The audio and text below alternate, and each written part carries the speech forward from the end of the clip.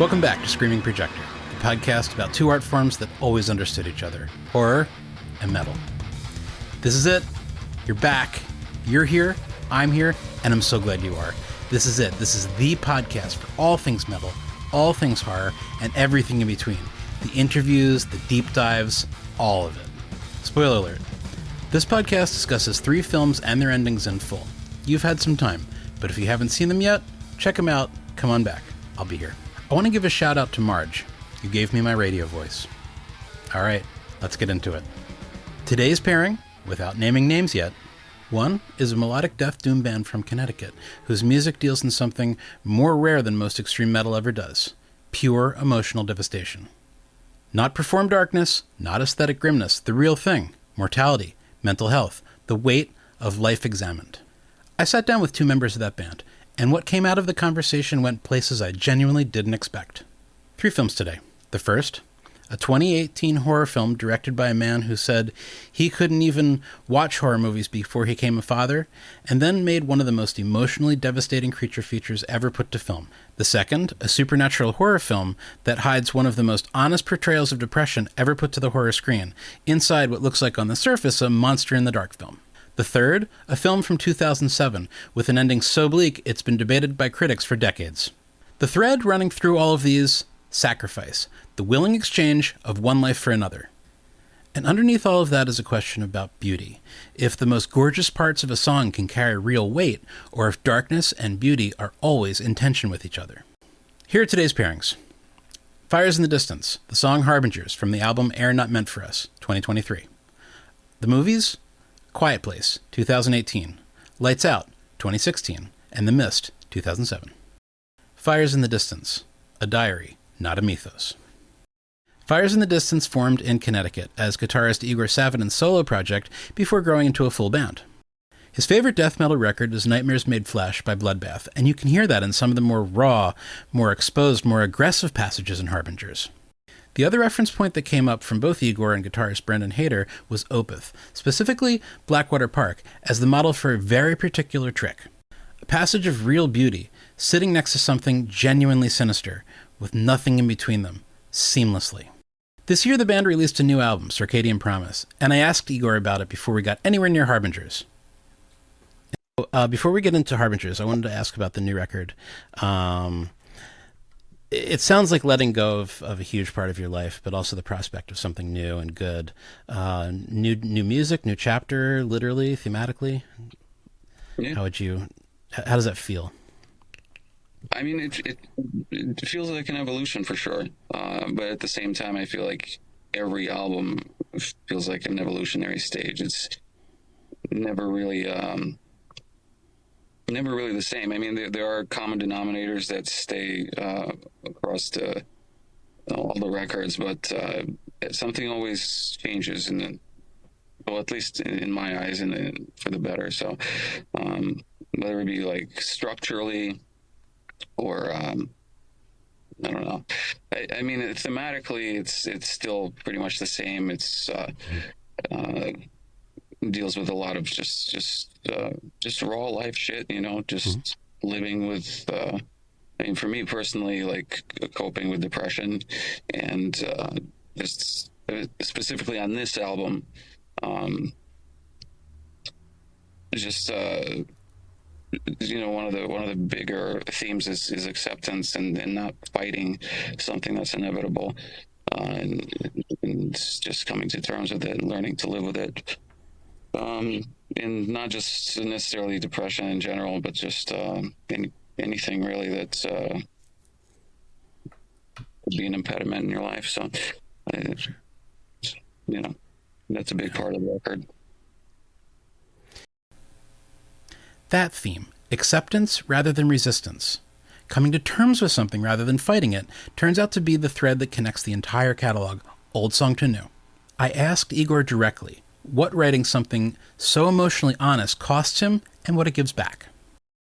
Yeah, I mean, writing something this emotionally honest about mental health and death, and what does that cost and what does that give back? Like, is it I imagine it's extremely helpful. But yeah, I mean, personally, like it keeps me out of therapy. It's my way of externalizing. You know what I mean?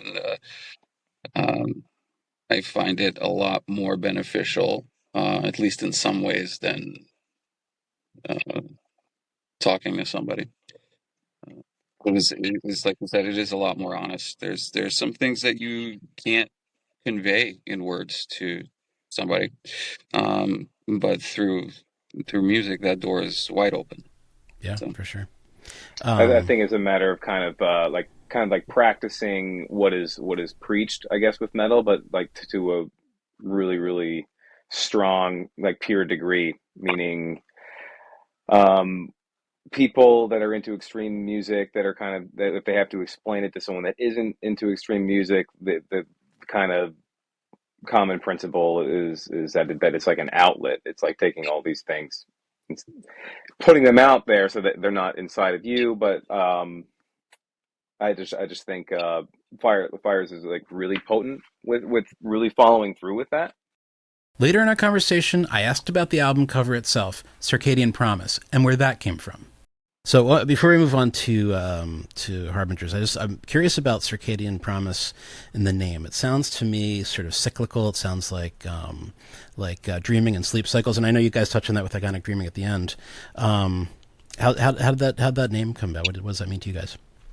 well, it is about something that's cyclical. I mean, if you consider just your life in general and routine, and a lot of it does follow like a cyclical pattern, and the circadian rhythm. I mean, something is Mm-hmm. always guaranteed, right? And then you Sure. think about uh, just existentially Yeah. about life in general. I mean, um, there are certain things that are inevitable, Mm-hmm. and they are guaranteed, and they're not so easy to come to terms with. But you will have to figure it out For at some sure. point. That's the source of the name. Is that sort of like a memento mori kind of phenomenon that death is inevitable? Like, know that you too shall die one day. Well, I mean, yeah, sure, that can factor in. Yeah. I just, I just feel that it makes living a lot easier once you accept something that is not so difficult to accept. Yeah. Once you stop fighting with it. At one point in our conversation, I floated a theory that across 3 albums, Fires in the Distance might be building something like a mythos.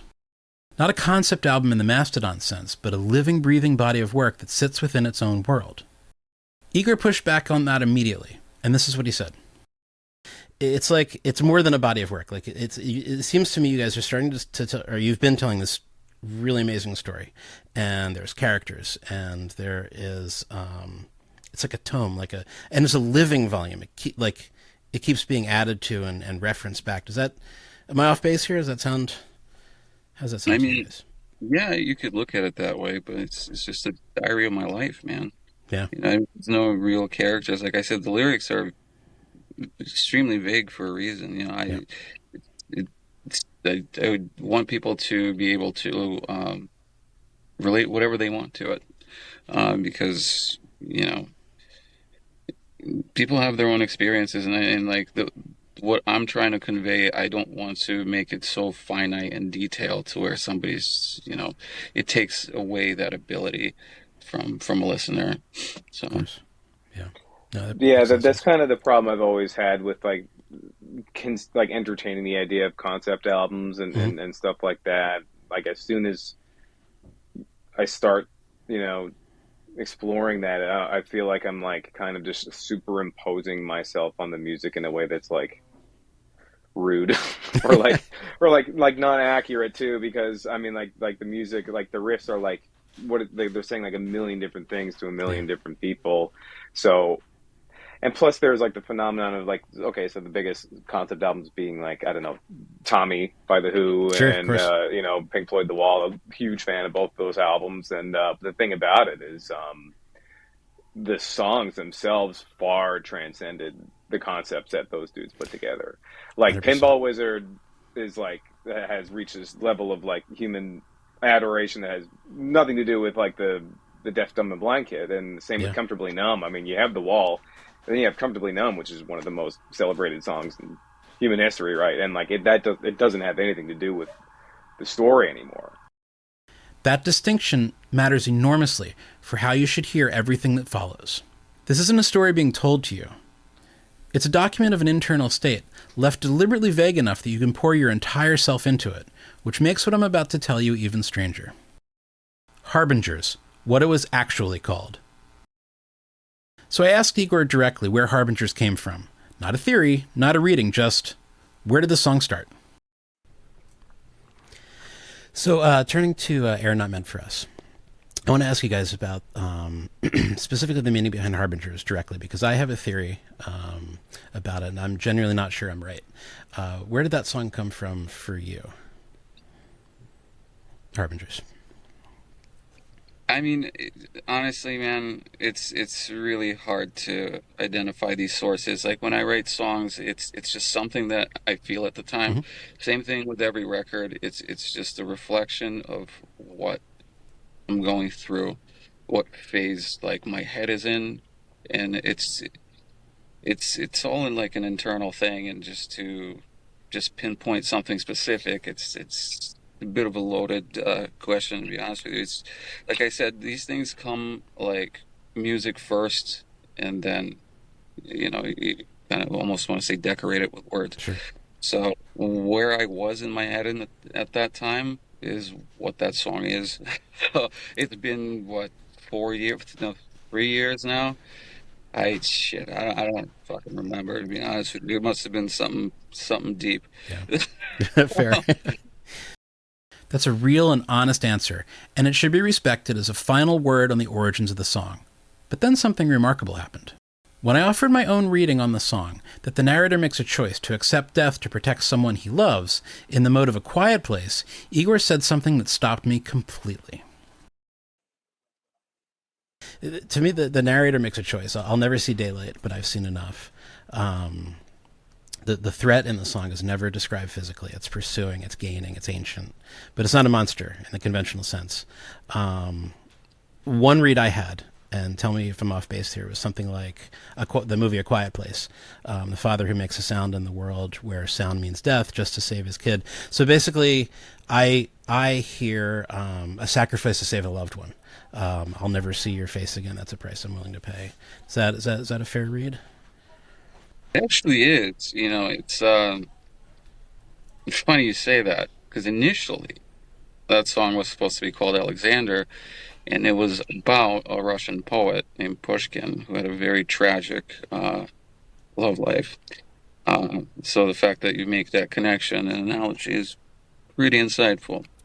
How that song ended up, at the end of the day, doesn't necessarily reflect the idea that I started it with, but that was a root. So the song we know as Harbingers is actually about the single most important man in Russian literary tradition, Alexander Pushkin. A man who died at 37 in a duel defending his wife's reputation after a long, publicly humiliating campaign about rumors of her fidelity. Pushkin knew the duel would likely kill him. He fought it anyway, a tragic love life ending in willing, foreseeable acts of sacrifice.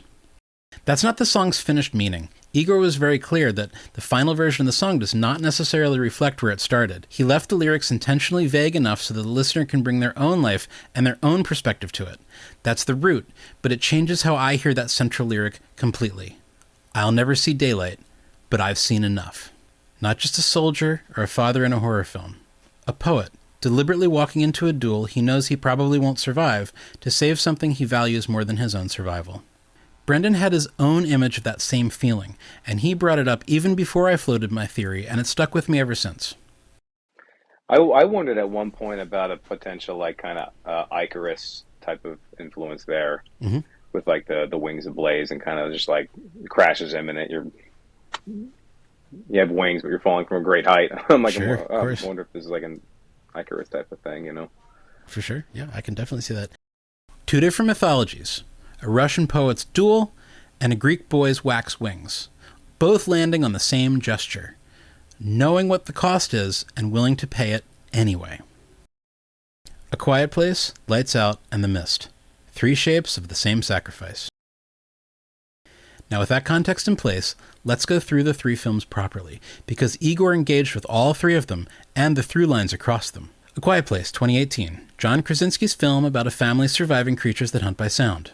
In the film's climax, Lee Abbott draws the monster away from his children by screaming. The only sound he has left is his own death.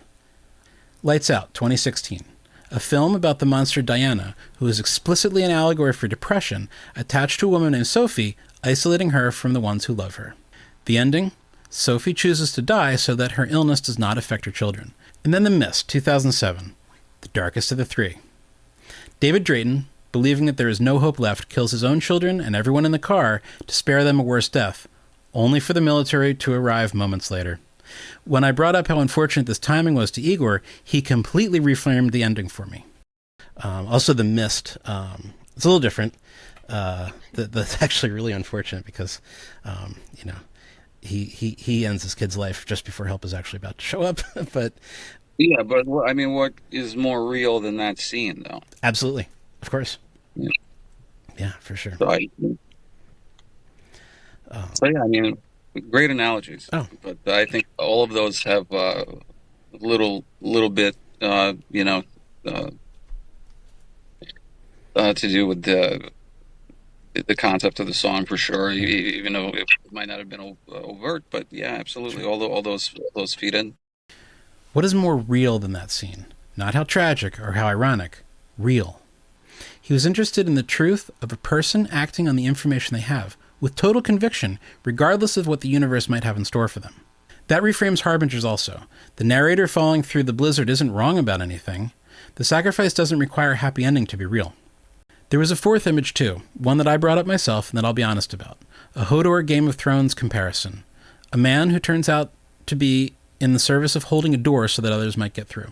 It's not a horror pairing in the strict sense. It's more sci-fi. But it does belong in the same family as everything else here. A life justified for what it gave up for someone else. Beauty is the message, not the decoration. So, I wanted to push past the lyrics for a moment and discuss the music itself. Whether the guitar was doing something as structurally important as the much-discussed pianos and strings. So I want to push on something specific about the music itself, not just the lyrics. Everyone talks about the piano. I mean, the piano and the strings in Air Not Meant for Us really, really stand out. But I also think, and as they should, but I think beyond the beautiful arrangement, the guitar work is doing something just as beautiful in its own way. The chug and the melody sitting on top of it, it has a beauty. Was that intention? Like, were there some choices there to sort of marry the emotion with the orchestral sounds of the piano and the guitar work? Yeah, absolutely. I mean, it goes back to that contrast that we were talking about the power with the subtlety. Mm-hmm. Slowly like layering things like strings and especially if you think about Harbingers in that middle section. Yeah. It starts with that piano melody, which halfway through is modulated into a higher octave, mm-hmm. and it brings it up to a much more explosive and stronger emotionally point. So yeah, I mean, all of that is intertwined, and just song structure basically. So I mean, it takes a while to finally settle on a structure that you're happy with, because I mean, Brendan can tell you, I send him ideas back and forth, like, I don't know, once I'm on a roll, like 20 times a night, and be like, oh, sorry, you got to delete this. Here's the updated version. Like 5 seconds later, it's like, sorry, I thought of another change. Here's the updated version. So I'm, all my guys are sick of me fucking doing that when I'm like really in the zone there. But I ask directly, does the beauty in the composition reinforce the theme of sacrifice and release, or does it pull against it? Is there tension, or is it unified? No, it's all one thing. It definitely reinforces it, yeah. One message, not two things in conversation with each other, one expressed simultaneously. I brought up a film that I think about exactly with this question. Midsummer. Ari Aster's 2019 folk horror film, shot almost entirely in saturated daylight, drenched with light, awash with flowers. Where the beauty isn't in contrast to the horror, it is the horror, and at the end, the protagonist's release. He never quite framed it that way, but he didn't disagree. But it was Brendan who made the connection that actually mattered. I haven't seen Midsummer yet. I guess what I kind of gathered is that it might be kind of generally Wicker Man-ish. He was exactly right. Midsummer is essentially Wicker Man updated for a modern audience, right down to the warmth of the community that was hiding something no one ever saw coming. Absolutely. It is essentially Wicker Man updated, for sure. Yeah. And I'm going to talk about Wicker Man in the episode after this. Going to talk about Decapitated, and there's sort of, rail against organized religion being a cult, and a line that's drawn to the cult that's in Wicker Man. But yeah, Midsummer it's and I think it does it justice. Wicker Man's a little better maybe, but Midsummer's pretty solid. This isn't a coincidence for this show. The very next episode features Decapitated and the Wicker Man directly, and Brendan had one more film nerd credential that I was not expecting. I mean, you got Christopher Lee, and you have those great kind of philosophical religious debates that the cop and Christopher Lee are having the whole time about God and stuff. It's just you can't beat that stuff. Yep, exactly. Yeah, for sure. So sort of circling back to what we were talking about before about horror's place in metal and metal's place in horror. If a horror director came to you guys and said, "Score my film," what does that film look like? What's the story there? I don't know about you, Igor.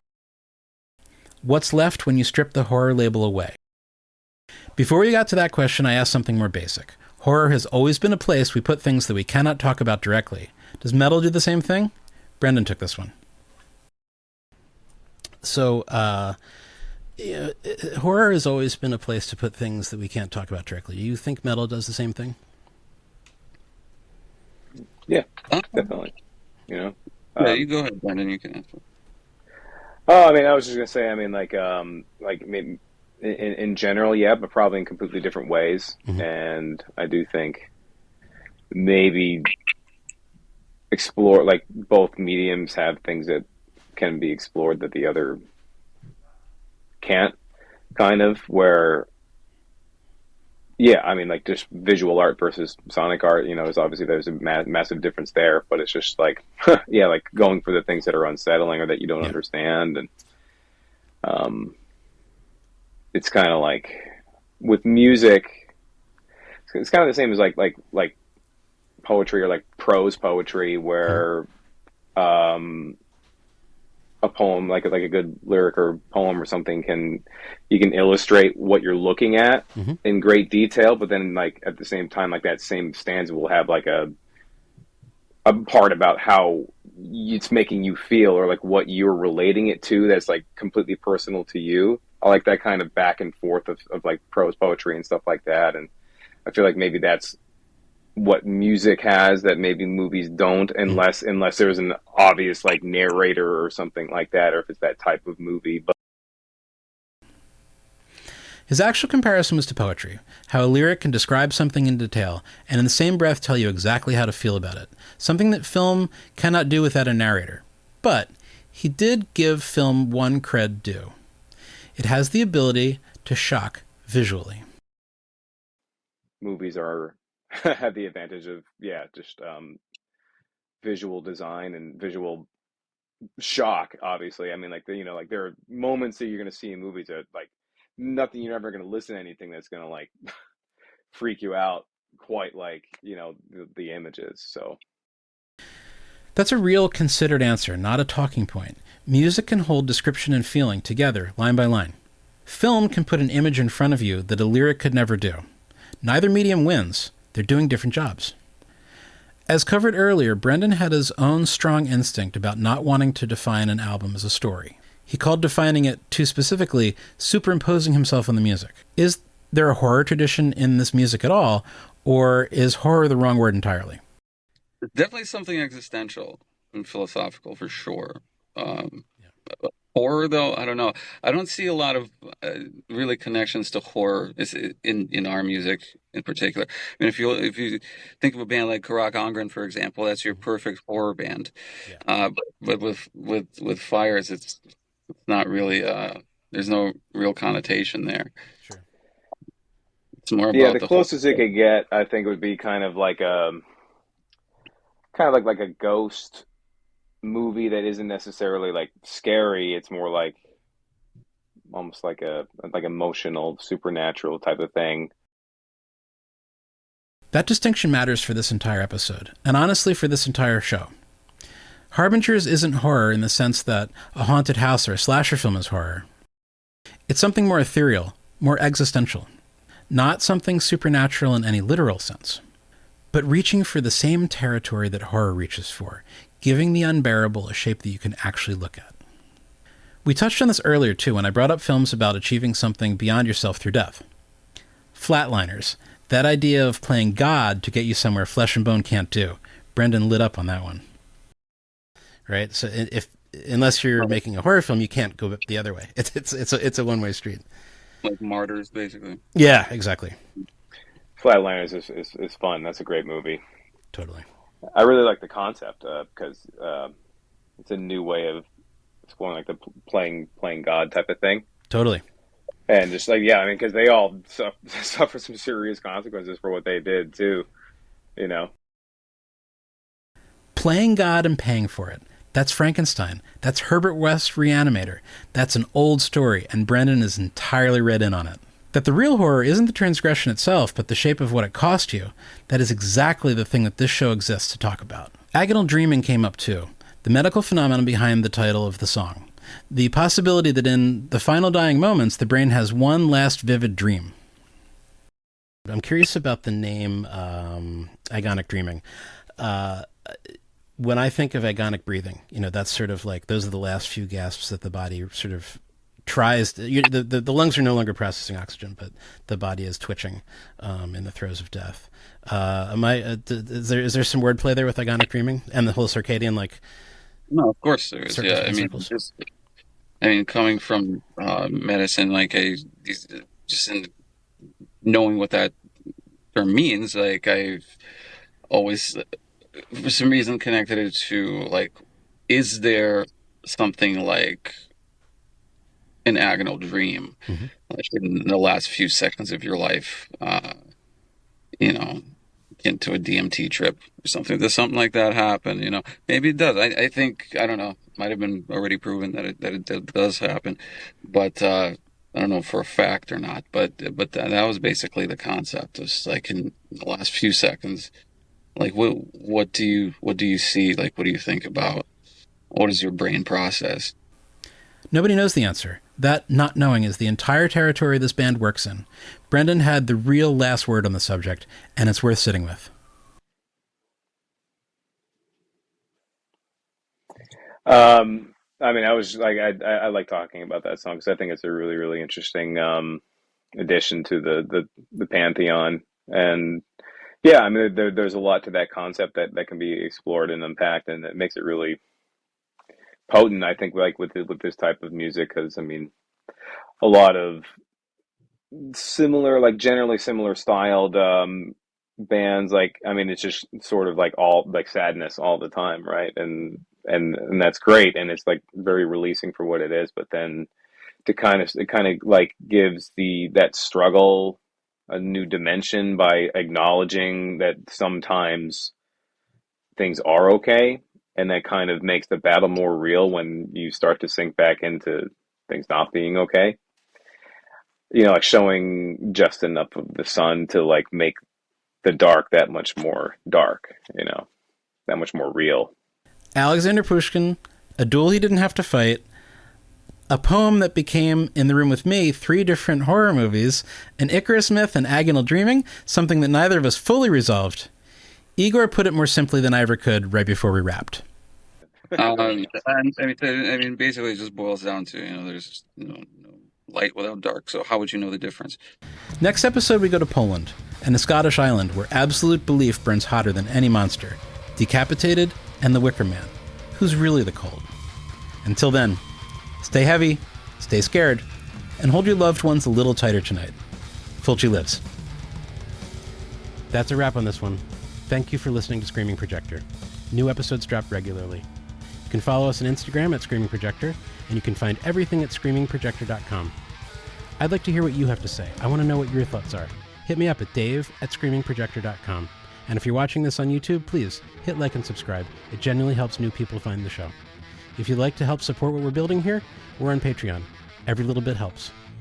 Until the next time, stay heavy, stay scared. Fulci lives. Screaming Projector is a production of Screaming Projector Media. Music by D218 and Dave.